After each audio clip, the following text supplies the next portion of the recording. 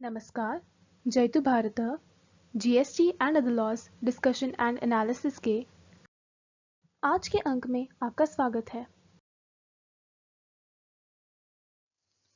Goods import करते समय ship के या जहाज के ओशन फ्रेट पर आईजीएसटी भरने के प्रोविजंस और उसके बारे में आए जजमेंट के बारे में आज के अंक में चर्चा करेंगे।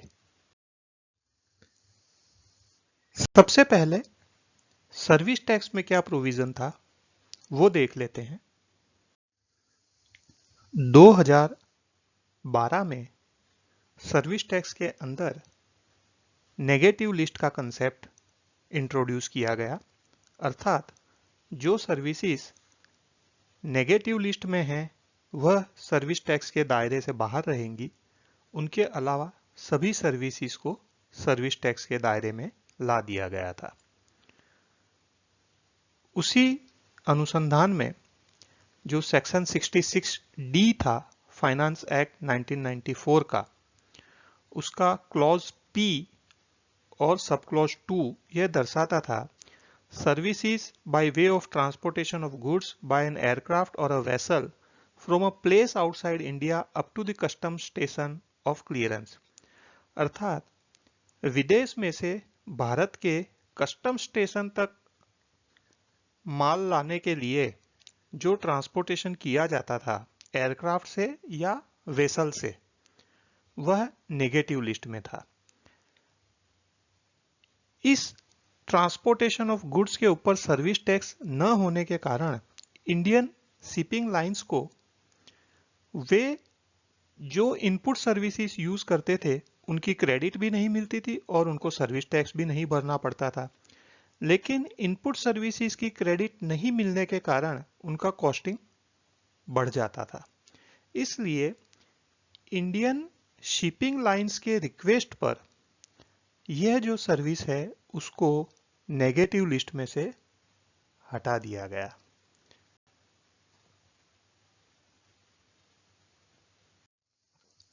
फाइनेंस एक्ट 2016 से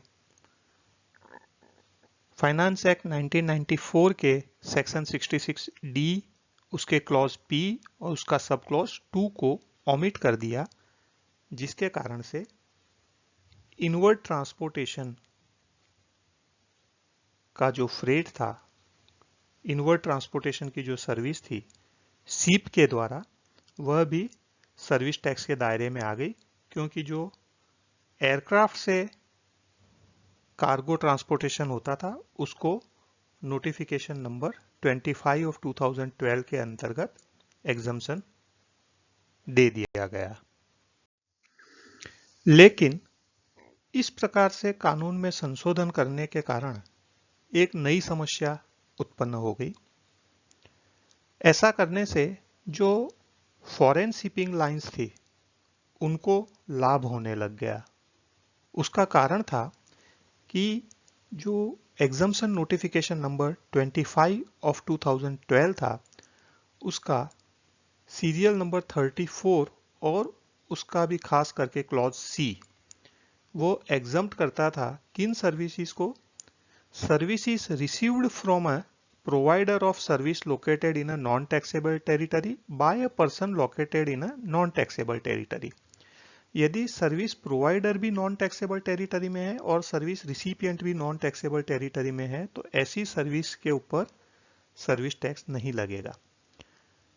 इस केस में जो service provider foreign shipping line है वह भी इंडिया के बाहर होता था, और जो विदेश का निर्यातक, विदेश का एक्सपोर्टर जो हमारे देश के इंपोर्टर को माल भेज रहा है वह शिपिंग लाइन की सर्विस लेता था, तो वह भी नॉन टैक्सेबल टेरिटरी में है।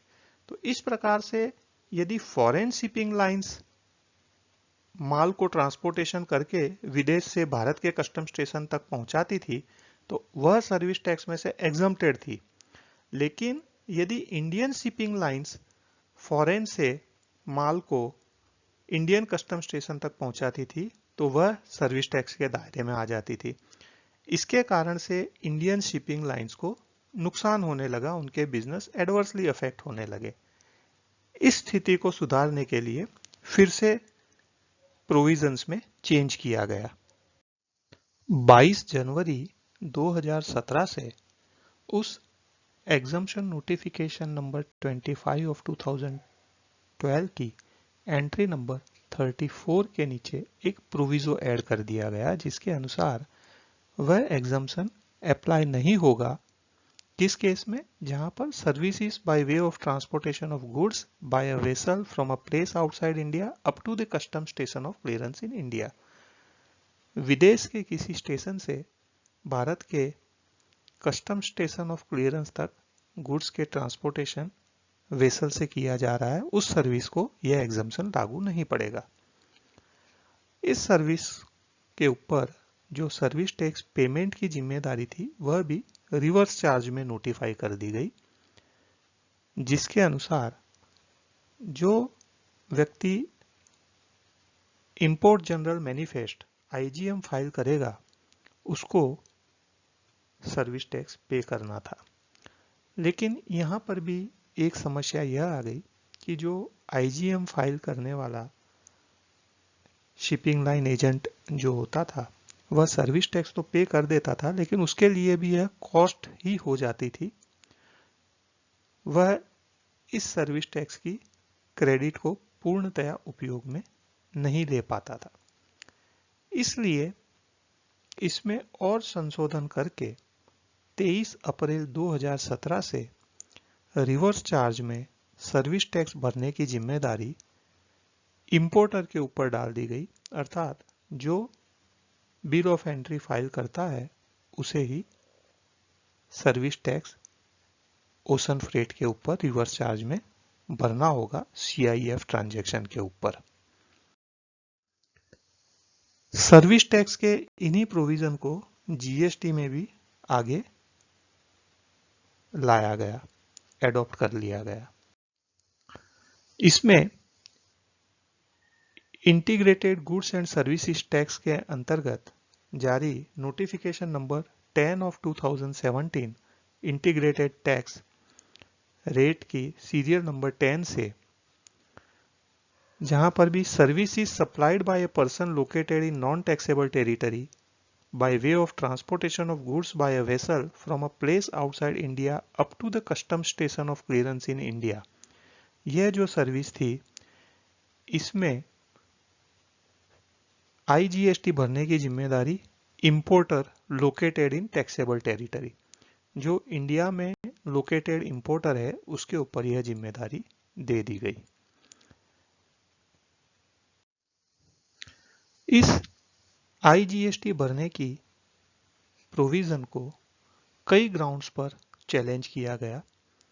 उनमें से एक ग्राउंड यह भी था कि इंपोर्टर जब कस्टम्स ड्यूटी भरता है तो वह सीआईएफ वैल्यू पर भरता है, अर्थात कॉस्ट, इंश्योरेंस और फ्रेट।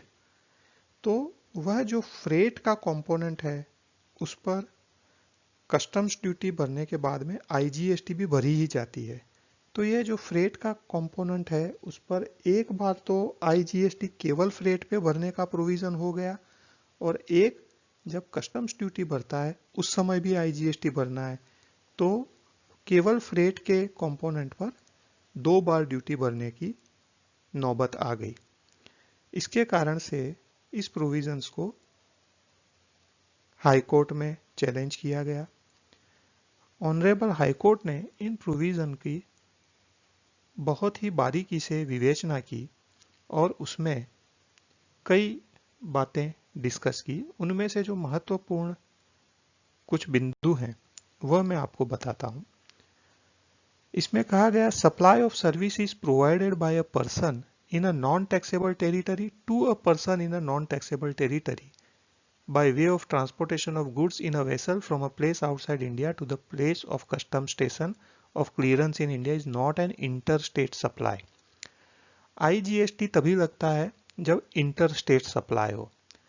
तो माननीय हाईकोर्ट ने यह ऑब्जर्व किया है कि जो नॉन टैक्सेबल टेरिटरी में पर्सन है, जो shipping line non taxable territory में है, वह सर्विस भी नॉन टैक्सेबल टेरिटरी के अंदर जो एक्सपोर्टर है, विदेश का एक्सपोर्टर, उसे वह सर्विस दे रहा है, क्योंकि हमारे देश की सीमा तक माल पहुंचाने की जिम्मेदारी उसने ली है CIF कॉन्ट्रैक्ट के अंदर।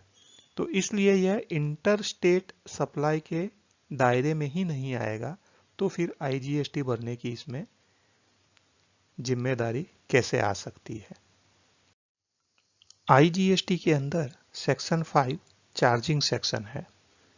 उसका सब सेक्शन 3 ये कहता है कि the government may on the recommendations of the council by notification specify categories of supply of goods or services or both the tax on which shall be paid on reverse charge basis by the recipient of such goods or services or both। अर्थात government notification से उन goods और services को notify कर सकती है जिन पर reverse charge के अंदर टैक्स भरना होगा, किसे? जो उन गुड्स या सर्विसेज का रिसिपिएंट होगा। इसमें रिसिपिएंट ऑफ सच गुड्स और सर्विसेज बहुत ही महत्वपूर्ण शब्द है। इसके बारे में माननीय हाईकोर्ट ने कहा है कि the government is only authorized to specify the categories of supply on which the tax is to be paid by the recipient of the supply under the reverse charge basis। जो recipient है उसी को reverse charge basis पर tax भरने के लिए कहा जा सकता है। जो रिसिपिएंट ऑफ सर्विसेज या रिसिपिएंट ऑफ गुड्स नहीं है, रिसिपिएंट ऑफ गुड्स और सर्विसेज के अलावा के किसी भी व्यक्ति को रिवर्स चार्ज में टैक्स भरने के लिए नहीं कहा जा सकता।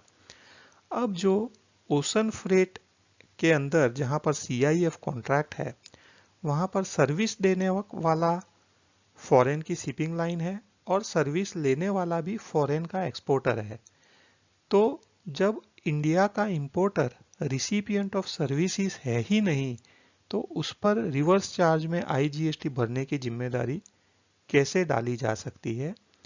यही मुद्दे पर ऑनरेबल हाईकोर्ट ने यह जो notification number 10 of 2017 integrated tax rate, उसका सीरियल नंबर 10 है, उसको अल्ट्रा वायर्स डिक्लेयर कर दिया। ऑनरेबल हाईकोर्ट ने उस notification number 10 of 2017 integrated tax rate की एंट्री नंबर 10 को अल्ट्रा वायर्स डिक्लेयर कर दिया। इसके कारण से जो रिवर्स चार्ज बेसिस पर इंपोर्टर से ओशन फ्रेट के ऊपर IGST लिया जाता था, वह अल्ट्रा वायर्स डिक्लेयर हो गई। इसके अगेंस्ट में सरकार ने सुप्रीम कोर्ट में इस ऑर्डर को चैलेंज किया। माननीय सुप्रीम कोर्ट ने अभी 6 जनवरी 2021 को इस केस के अंदर नोटिस जारी किया है। अर्थात अब यह मैटर माननीय सुप्रीम कोर्ट के विचाराधीन है। इस केस में मैं यही कहना चाहूंगा कि कहीं सरकार और करदाता जो इस मैटर में यह लिटिगेशन कर रहे हैं, कहीं हम गलत दिशा के अंदर तो नहीं जा रहे हैं जिस प्रकार से इस केस में है।